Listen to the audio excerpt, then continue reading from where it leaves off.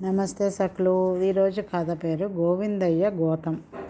విశాలపురంలో గోవిందయ్య అనే భాగ్యవంతుడు ఉన్నాడు. కూర్చుని తిన్న తరాల దాకా ఆ తరగని ఆస్తి ఆయనకున్నది. అందువల్ల ఆయన చుట్టూ చుట్టాలు స్నేహితులు చేరి ఎల్లవేళలా ఆయన్ను అదే పనిగా పొగుడుతూ ఉంటారు. గోవిందయ్య కవి కాదు, కానీ ఎన్నో కావ్యాలు శాస్త్రాలు చదివాడు. తనకు తెలిసిన విశేషాలను ఆయన ఎదుటివారికి ఎంతో ఆసక్తికరంగా చమత్కారంగా చెప్పగలడు. అటు ఆస్తి ఇటు చమత్కారం రెండూ చేరడం వల్ల ఆ ఊళ్ళో వింటే గోవిందయ్య కబుర్లే వినాలి అనే సామెత కూడా పుట్టింది. ఇది ఇలా ఉండగా కేశవుడు అనేవాడు విశాలపురం వచ్చాడు. దురదృష్టవశాత్తు ఏదో ప్రమాదంలో వాడి తల్లిదండ్రులు హఠాత్తుగా మరణించారు. ఉన్న కాస్త ఆస్తిని బంధువులు అన్యాయంగా కాజేసి ఇంట్లో నుంచి వెళ్ళగొడితే పొట్ట చేత పట్టుకొని వాడు విశాలపురం చేరాడు. ఊళ్ళో ఇక్కడ అక్కడ ఎన్నో ప్రయత్నాలు చేయగా చివరకు కేశవుడికి పద్దయ్య ఇంట్లో పని దొరికింది. ఈ పద్దయ్యకు 60 ఏళ్ళుంటాయి. ఆరోగ్యం అంతంత మాత్రం. కొడుకులతో కోడళ్లతో పడక వాళ్లను ఇంట్లో నుంచి పంపేశాడు. భార్య సీతమ్మ మాత్రం తప్పనిసరి ఆయనతో ఉంటున్నది. అయితే పద్దయ్య ఆమెను రోజంతా ఏవో మాటలు అంటూనే ఉంటాడు. కేశవుడు మంచి వ్యవహారవేత్త. చమత్కారంలో వాడికి వాడే సాటి. కబుర్లు మొదలు పెట్టాడంటే చెప్పడానికి వాడికి విసుగు రావాలి, కానీ వినేవాళ్ళు వద్దనరు. వాడి వ్యవహార జ్ఞానం, చతుర సంభాషణ, సమయస్ఫూర్తి కారణంగా పద్దయ్య దంపతుల మధ్య తిరిగి అన్యోన్యత ఏర్పడింది. మరి కొన్నాళ్లకు ఆయన కొడుకులు కోడళ్ళు మరి ఇల్లు చేరి తండ్రితో కలిసి హాయిగా ఉంటున్నారు. ఈ విధంగా ఏడాది తిరగకుండా ఆ ఊళ్ళో కేశవుడి మాటలు వింటే ఎవరింట్లోనూ గొడవలు ఉండవు అని అంతా గొప్పగా చెప్పుకోసాగారు. ఏ ఆస్తిపాస్తులు లేని కేశవుడికి తన ఊళ్ళో ఇంత పేరు రావటం గోవిందయ్యకు చాలా అవమానం అనిపించింది. సమయం చూసి వాణ్ణి ఎలాగైనా చిన్నబుచ్చాలని ఎదురు చూస్తున్నాడు. అలాంటి సమయంలో శివయ్య అనే అతను ఆయన వద్దకు అప్పు కోసం వచ్చాడు. ఈ శివయ్య పేద రైతు. అతడికి అపర్ణ అనే పెళ్ళిడికి వచ్చిన కూతురు ఉన్నది. ఆమెను ఆ ఊరి రత్నాల వ్యాపారి కొడుకు భద్రుడు అనేవాడు పెళ్లి చేసుకుంటా అన్నాడు. శివయ్యకు ఈ పెళ్ళి ఇష్టమే, కానీ భద్రుడి తండ్రి 5,000 వరహాలు అడిగాడు. సంగతి భద్రుడికి చెబితే తండ్రి ఒప్పుకుంటేనే ఈ పెళ్లి జరుగుతుంది అన్నాడు. ఇందువల్ల శివయ్య గోవిందయ్య వద్దకు అప్పుకు వచ్చాడు. కేశవుణ్ణి కించపరచడానికి ఇదే మంచి అదను అనుకుంటూ గోవిందయ్య, తలకు మించిన అప్పు చేసి చెడిపోకు. మన ఊరి కేశవుడున్నాడే, వాడు వాక్చాతుర్యంలో మన రాజుగారి ప్రధానమంత్రిని కూడా మించిపోగలడు. నీ డబ్బు సమస్యను వాడు మాటలతో పరిష్కరించగలడేమో, ప్రయత్నించి చూడు అని సలహా ఇచ్చాడు. శివయ్య తనకి ఈ ఆలోచన రానందుకు బాధపడుతూ కేశవుడి దగ్గరకు వెళ్ళి సంగతి చెప్పాడు. భద్రుడికి అపర్ణను చేసుకోవాలని అంతగా ఉంటే కట్న కానుకలెందుకు? అంత అందగత్తెకు పైసా కూడా కట్నం ఇవ్వకూడదు. ఆమెకి ఇష్టమైతే నేనే ఆమెను పెళ్లి చేసుకుంటాను అన్నాడు కేశవుడు. ఈ వార్త భద్రుడికి చేరింది. అతడు వెంటనే శివయ్య ఇంటికి వచ్చి, కట్నం విషయంలో నా తండ్రిని ఏదో విధంగా ఒప్పించి తీరుతాను. ఏ కట్నము వద్దు, అపర్ణతో నా పెళ్లి జరిపించు అన్నాడు. ఆ సమయంలో కేశవుడు అక్కడే ఉన్నాడు. అతడు ఏదో అనబోయేంతలో అపర్ణ కల్పించుకొని, కేశవుడు నన్ను చేసుకుంటాను అనకపోతే నువ్వు నా తండ్రి వద్ద కట్నం తీసుకుని ఉండేవాడివి. నేను కేశవుడినే పెళ్లి చేసుకుంటాను అన్నది. ఇది విని కేశవుడు కంగారు పడి, భద్రుడి మనసు మార్చడానికే నేను ఆ మాట అన్నాను. అతన్ని చేసుకుంటే భోగభాగ్యాలతో తులతూగుతావు. తాత్కాలిక ఆవేశంతో తొందరపడి నిర్ణయం తీసుకోకు అంటూ అపర్ణను హెచ్చరించాడు. భద్రుడు ముఖం చిన్నబుచ్చుకుని అపర్ణతో, సరే, అంతా నీ ఇష్టం. నీవు కోరినట్లు పెళ్ళయ్యాక చందనపురం తీసుకెళ్ళి అక్కడి వింతలన్నీ చూపించాలి అనుకున్నాను. నన్ను నిరాశపరిచావు అంటూ అక్కడి నుంచి వెళ్ళిపోయాడు. ఈ చందనపురం గురించి అందరూ చాలా విశేషంగా చెప్పుకుంటారు. అక్కడికి వెళ్ళాలంటే ఓడ మీద సముద్ర ప్రయాణం చేయాలి. అక్కడ ఎన్నో వింతలు, అద్భుత వస్తువులు ఉన్నాయి అని చెప్పుకుంటారు. నెల రోజుల తర్వాత కేశవుడికి అపర్ణకు పెళ్లి జరిగింది. ఊరంతా కేశవుడి గురించి ఎంతో గొప్పగా చెప్పుకున్నారు. గోవిందయ్య కేశవుడి తెలివికి ముక్కున వేలేసుకున్నాడు. కేశవుడి ఇంట్లోనే సమస్యలు సృష్టించి అతన్ని ఇబ్బంది పెట్టాలి అని ఆయనలో పట్టుదల కలిగింది. ఒకనాడు గోవిందయ్య కేశవుడి ఇంటికి వెళ్ళి, నేను చందనపురం వెళ్తున్నాను. నీ భార్య అపర్ణ నాకు కూతురు లాంటిది. ఆమెను నాతో పాటు తీసుకెళ్ళి చందనపురం చూపించాలని అనుకుంటున్నాను. నీకు అంగీకారమేనా అని అడిగాడు. 1-2 నెలల తర్వాత మేమిద్దరం కలిసి చందనపురం వెళ్ళాలనుకుంటున్నాం. మీ మాట కాదంటున్నందుకు ఏమనుకోకండి అన్నాడు కేశవుడు తాపీగా. తన పథకం పారనందుకు విచారపడుతూ గోవిందయ్య ఒక్కడు మరునాడు చందనపురం వెళ్ళాడు.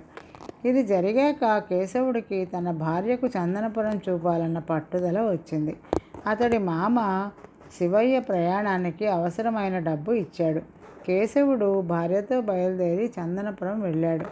4 వారాల తర్వాత గోవిందయ్య చందనపురం నుంచి తిరిగి వచ్చాడు. అక్కడి విశేషాలు తెలుసుకునేందుకు చుట్టాలు, స్నేహితులు ఆయన ఇంటికి వచ్చారు. గోవిందయ్య వాళ్లతో ఈ భూమి మీద అలాంటి నగరం ఉన్నది అంటే నమ్మడం కష్టం అంటూ వాళ్లకు తను తెచ్చిన కొన్ని వస్తువులు చూపించాడు. వాటిలో అందమైన పట్టు చీరలు ఉన్నాయి, తళతళ మెరిసే కుచ్చు టోపీలు ఉన్నాయి, నగిషీ చెప్పులు ఉన్నాయి, ఇంకా అనేక విచిత్ర వస్తువులు ఉన్నాయి. మీకు ఇంకా చెప్పవలసిన చాలా వింతలున్నాయి. 1 వారం ఆగి రండి అన్నాడు గోవిందయ్య వాళ్లతో. అయితే వారం గడిచినా గోవిందయ్య ఇంటికి ఎవరూ రాలేదు. కారణం ఏమిటంటే ఈ లోపల కేశవుడు భార్యతో చందనపురం నుంచి తిరిగి వచ్చాడు. తనకు తెలిసిన వారందరికీ రకరకాల వస్తువులు బహుమానంగా ఇచ్చాడు. ఇది విన్న గోవిందయ్య ఆ బహుమతులు తీసుకున్న వారిలో కొందరిని పిలిచి వాళ్ళలో చలపతి అనేవాడు నెమలి ఈకల కళాన్ని ఒకటి చూపగానే, అయ్యో పాపం, నీకు అంతే యోగమున్నదన్నమాట. నేను నీ కోసం బంగారం ఉంగరం తెచ్చాను. అందరికీ కానుకలుగా ఇవ్వాలనుకున్న వస్తువులన్నీ ఒక గోతంలో వేశాను. ఓడ దిగే సమయానికి ఎక్కడ పోయిందో మరి ఆ గోతం దొరకలేదు అన్నాడు. ఆ సమయంలో అక్కడికి వచ్చిన కేశవుడు గోవిందయ్య గోతం కథ అంతా విని తనలో తాను నవ్వుకున్నాడు. కేశవుడిని చూసిన గోవిందయ్య, ఏం కేశవ, నువ్వు నా కోసం ఎలాంటి బహుమతి తెచ్చినట్టు లేదే అన్నాడు. కేశవుడు బాధ నటిస్తూ, నా దగ్గర వస్తువులు ఎక్కువై సర్దేందుకు చోటు లేక కొన్ని మీ గోతంలో వేశా కదా, అందులో మీకోసమని తెచ్చిన ముత్యాల హారం ఒకటి ఉంది. అయ్యో, ఆ గోతం పోయిందన్నమాట అన్నాడు. కేశవుడి చమత్కారం తెలిసిన అక్కడ ఉన్న వాళ్ళందరూ గొల్లుమని నవ్వారు. అప్పటి నుంచి కేశవుడు తను ఇంకెవరికైనా నా కోసం చందనపురం నుంచి ఏమీ తేలేదేం అని అడిగితే, ఏం చేసేది, దాన్ని గోవిందయ్య గోతంలో వేశా కదా, పోయింది మరి అనేవాడు. మరొక కథ, తెలివైన మొండితనం. దొండపాడు గ్రామంలో ఉండే సీతయ్యకు తాను ఎలాంటి వాడితోనైనా బాధించి నెగ్గగలను అనే నమ్మకం. అయితే అదే గ్రామంలో ఉండే రాజయ్య మొండివాడని, అతడితో ఎవరూ నెగ్గలేరని అంతా అంటూ ఉంటారు. ఒకరోజు సీతయ్య రాజయ్య పొలంలో కలుసుకున్నారు.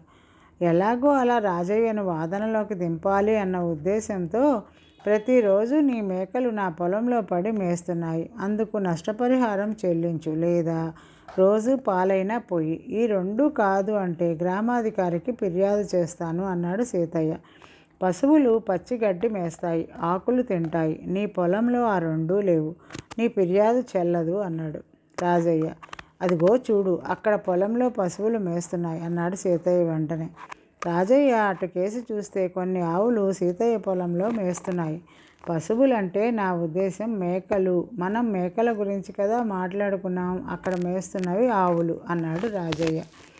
సీతయ్యకు పట్టుదల వచ్చింది. నాతో రా, నీకు మేకల్ని చూపిస్తాను అన్నాడు. ఇద్దరూ కొంత దూరం నడిచారు. ఆవులకు వెనకగా కొంత దూరంలో వాళ్ళకి ఒక మేక కనిపించింది. చూసావా, ఇక్కడ మేక ఉంది, ఇది మేయడానికే వచ్చింది అన్నాడు సీతయ్య. ఏమో, పైరు మేయడానికే వచ్చిందని ఎలా చెప్పగలం, నా కళ్ళతో నేను చూస్తే తప్ప ఏది నమ్మను అన్నాడు రాజయ్య. సరే అలాగే చూద్దుగానివి అంటూ సీతయ్య మేకను దాపులో ఉన్న వంగ దోస పాదులకేసి తరిమాడు. మేక వెంటనే తల వంచి ఆకులను కొరకసాగింది. ఇప్పుడు ఏమంటావు అన్నాడు సీతయ్య గర్వంగా. నేను నా మేకల గురించి చెప్పాను, ఈ మేక నాది కాదు అన్నాడు రాజయ్య. సీతయ్యకు ఉక్రోషం వచ్చి, మేకలన్నీ ఒకటే, నీకు తెలియదేమో అన్నాడు. ముందే చెప్పానుగా, నా కళ్ళతో చూస్తే తప్ప నేను ఏదీ నమ్మనని అన్నాడు రాజయ్య. అంతలో రాజయ్య పాలేరు మేకల్ని తోలుకుంటూ అటుగా వెళ్తున్నాడు. సీతయ్య వెంటనే, పోనీ ఆ వెళుతున్న మేకలు నీవే కదా, కాదంటావా అన్నాడు. రాజయ్య గర్వంగా, అవి నావే అన్నాడు. సీతయ్య పాలేరుని పిలిచి, అరే, ఈ మేకలు ఆ కనపడే వంగ, దోస, గోరుచిక్కుడు పైర్లను మేస్తాయిరా అని ప్రశ్నించాడు. ఆ ప్రశ్నకు పాలేరు ఆశ్చర్యపోతూ, ఎందుకు మెయ్యవు బాబు, మీకు తెలియదా? మేకలు ఒక రాటపు ఆకును తప్ప మిగతా ఆకులన్నింటినీ ఆవురావురమంటూ మేస్తాయి అన్నాడు. అయితే ఒకసారి మేపు నీ యజమాని చూస్తాడు అన్నాడు సీతయ్య. తనకు నష్టం జరిగిన వాదనలో రాజయ్యను ఓడించి గ్రామంలో మెప్పు పొందాలి అన్న పట్టుదల కలిగింది సీతయ్యకు. పాలేరు మేకల్ని కూరపాదులకేసి తోలాడు. అవి ఉత్సాహంతో తోకలాడిస్తూ మేయసాగాయి. అప్పుడు సీతయ్య తాను గెలిచాను అన్న ధీమాగా గట్టిగా చప్పట్లు చరిచి, చూడు చూడు రాజయ్య, కళ్ళారా చూడు, ఇంతకంటే రుజువేం కావాలి నీకు? నీ మేకలే నా పైరుని మేస్తున్నాయి, ఇప్పుడు ఏమంటావు అని అడిగాడు.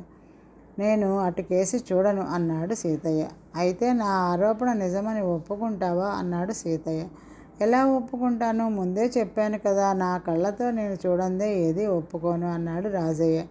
ఆ జవాబుతో రాజయ్యది మొండితనం కాదని, అసలు సిసలు తెలివి అని అప్పటికి అర్థమై సీతయ్య తన ఓటమిని గ్రహించాడు. ఈరోజుకి కథ సమాప్తం సకలు. తిరిగి మరొక కథతో రేపు కలుద్దాం. నమస్తే.